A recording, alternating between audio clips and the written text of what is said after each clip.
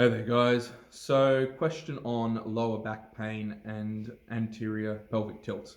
Um, Depending on how bad the anterior pelvic tilt is going to greatly dictate, the degree of back discomfort you have. Some people have a really extreme anterior pelvic tilt, and that's just where the pelvis tilts forward. And just based off them, some people have no pain. Other people, for me, like if mine becomes too unbalanced, I'll get a degree of back discomfort. I never really let it get to the point of back pain. So there's a few things that causes it. The main one is tight and strong quads. They're going to be pulling down on the front of the pelvis, and if you've got weak hamstrings, weak glutes, they can't really compensate adequately for the strength of the quads, or tight quads for that matter. The other big one in terms of throwing it out of whack is having a really strong and tight lower back. So lower back coupled with quads, it's going to exacerbate the problem quite a fair bit. So in terms of muscle groups to bring up in terms of strength, you want to strengthen hamstrings and glutes. I'll go through a few exercises for that, and then your abs as well. The ones that you want to loosen off are your quads, and you want to stretch out your lower back. So anything that's tight and strong as a muscle group, you want to loosen off. If you had tight and weak hamstrings, you don't really want to go and stretch them, even if they are semi-tight, because you want to have some tension to help pull your pelvis back into alignment, for not so good of a better word.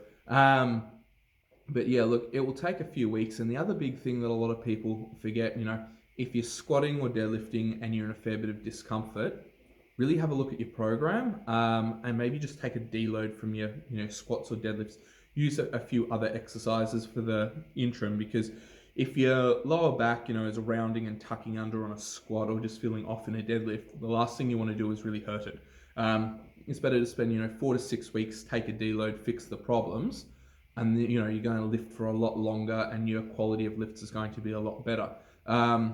Speaking from own experience, you're not going to lose a lot of strength in a deload. For me, after a heavy competition prep, with the heavy squats and deads, I'll take 12 weeks as a deload, and I'll try and correct anything that became tight or unbalanced in that time period. Because really, really heavy squats, I'm a very quad dominant squatter, and then deadlifts I don't particularly like, but I have a strong lower back. So strong quads, strong lower back equals anterior pelvic tilt for me.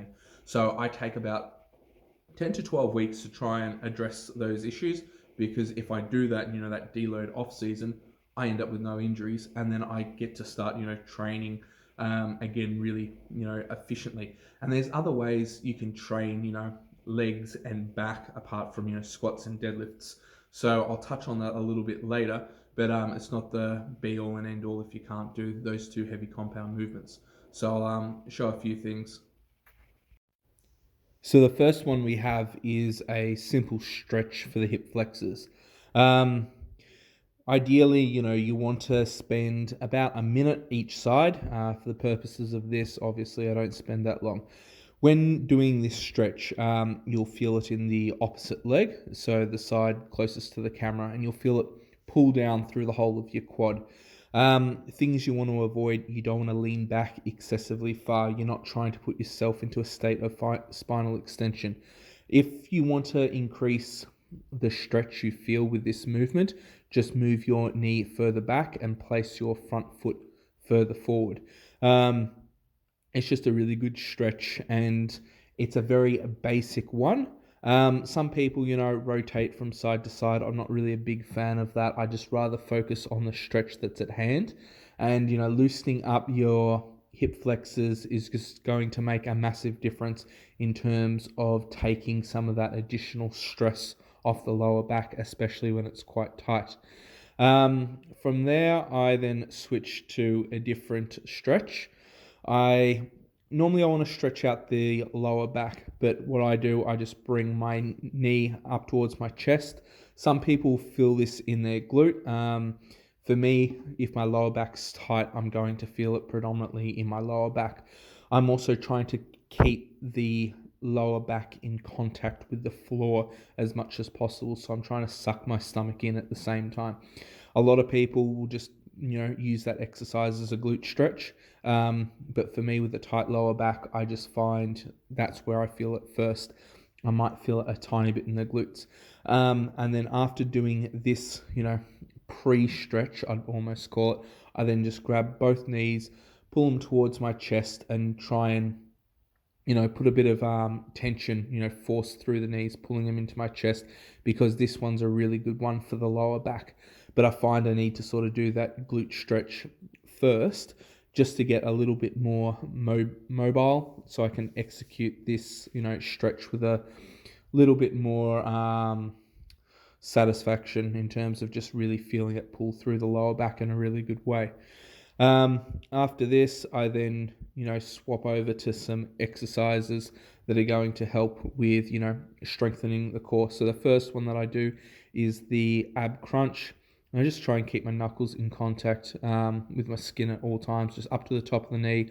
I'm not trying to, jerk myself up or, have a disjointed movement. You want to keep it as fluid as possible, and just focusing on that crunch movement. Now, you don't want to do this if someone's holding your ankles, because you'll be able to use your hip flexors. And same thing if you're doing hanging, leg raises. A lot of the time, it might hit a little bit of lower ab, but your hip flexors will take over. This one is just a normal ab crunch, and that will just help strengthen your abs without, using your hip flexors. After that, I then just switch over again to a different exercise. I just go into a plank. So ideally with the crunches, you want to work up to about 60 crunches if possible. With the plank, I normally hold these for 2 minutes. For the purpose of this video, I'm not going to hold it, as long as that. But yeah, just trying to keep your body straight. I do them in steel cap boots because I can really get my toes up and elevated, because it makes it easier, and I can just focus on working my core. Some people find it hits them in the glutes quite well just because they got to maintain that position. After I've done my planks, normally for 2 minutes, I then switch into these side planks, and I'll hold these for a minute each side.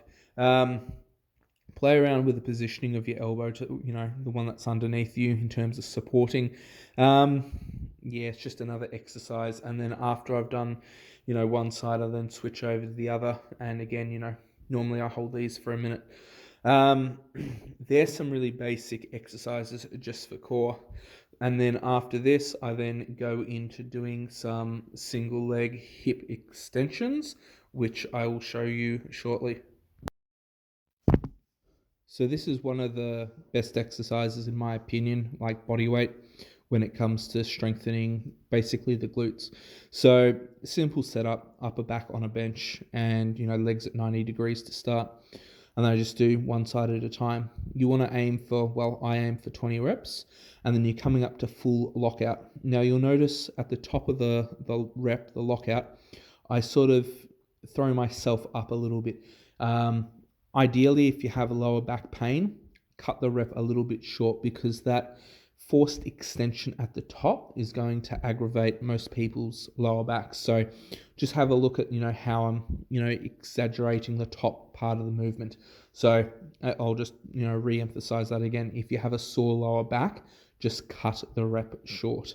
And, it's still going to be really effective. The only reason I go into that extra degree of extension is, one, it doesn't hurt, but I get a little bit more forced mobility. Think of it almost as a bit of a dynamic stretch. It's probably not the best way of viewing it, but for me, it's just an exercise I've done, and I don't get any discomfort doing it. If I was to be heavily loading up with a barbell and other things like that, then I think, I'd have to cut the rep pretty much at lockout or just a fraction below. But, it's a quality exercise for just, strengthening glutes, and then to a vast extent hamstrings as well. As I said, I aim for 20 reps each side. A lot of people just struggle to get 10 when they're new to this exercise.